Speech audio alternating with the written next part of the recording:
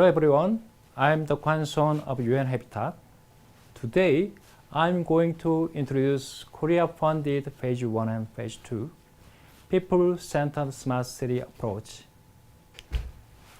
Before the lecture, let me introduce myself shortly.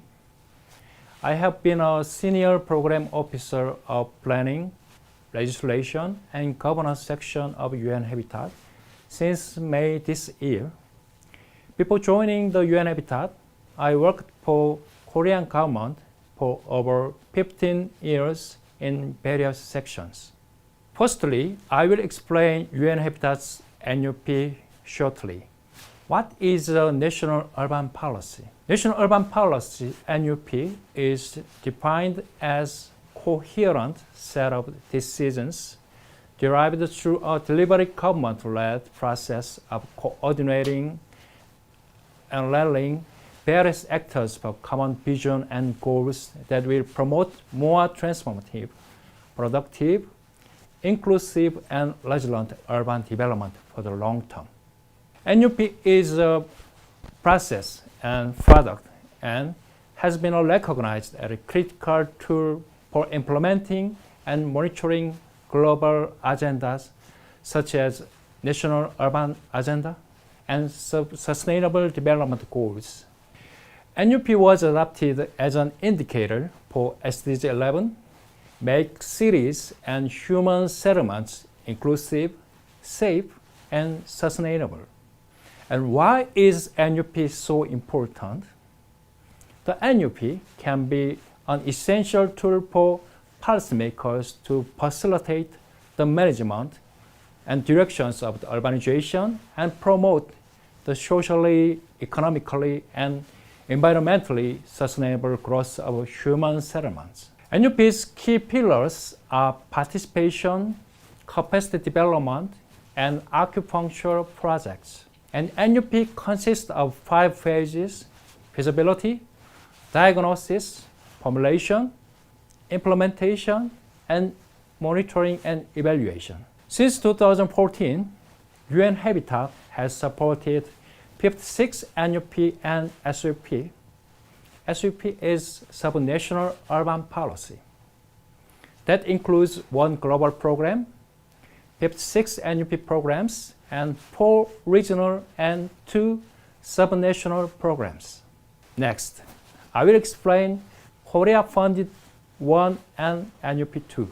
Korea-funded NUP 1 was a pilot phase of NUP, developing NUP as smart city strategies in 3 countries: Niger State, Iran, and Myanmar. The project duration was 5 years and it will be finalized this year.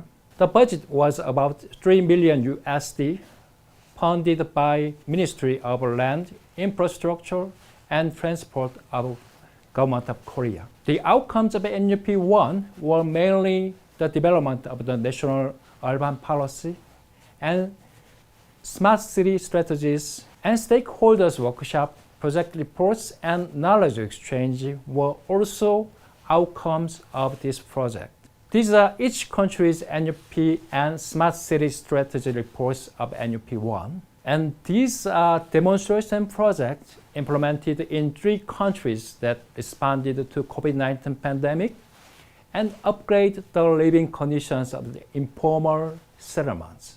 And during the World Urban Forum in Katowice, Poland this year, the UN Habitat and South Korean government and 3 countries of the Phase 1 shared their experience during the development of their NUPs.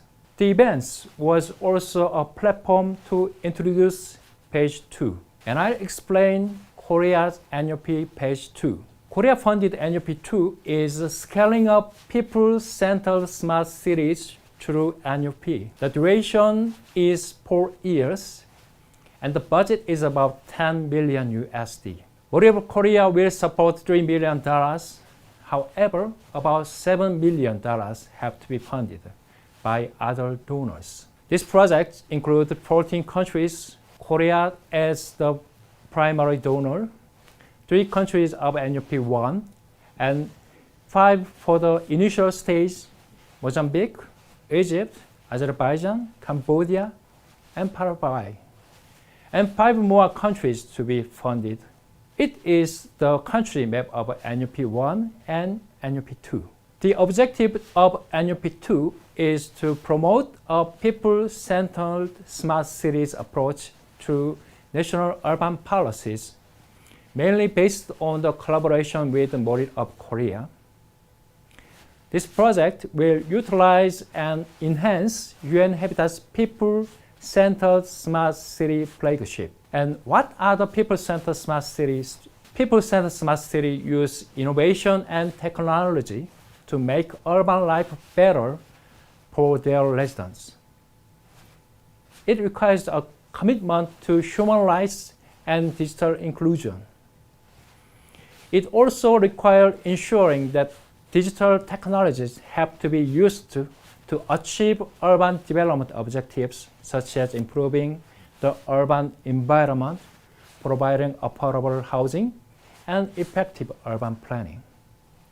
So, people-centered smart cities have effective leadership and planning, and clear digital and data governance, and strong digital capacity among local government officials and urban residents. And what is the people-centered smart city approach?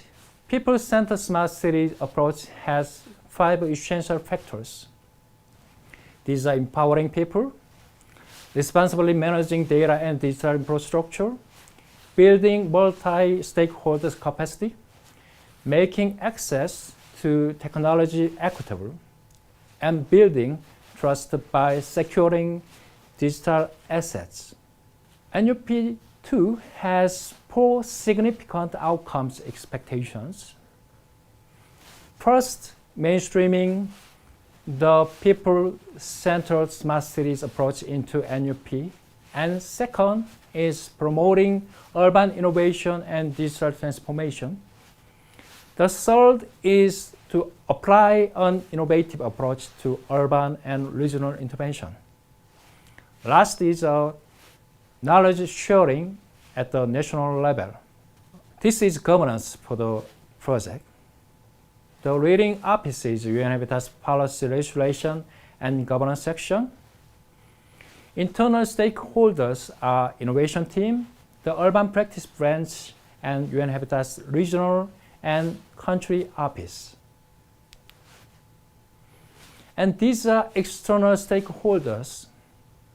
The key external partner is MORIT of Korea as a donor, and national government and local authorities in benefiting countries. 3 countries of the page 1 and 5 countries of initial page 2 are other external stakeholders. And 5 countries will be confirmed afterward. Also, there are other external stakeholders such as city alliances, OECD, and so forth. The page 2 project will use lessons from page 1 and other UN Habitat's works. From page 1, the evaluation result will be reflected in page 2, and other NUP and people-centered smart city approaches will affect this project. It is the roadmap of the funding and countries.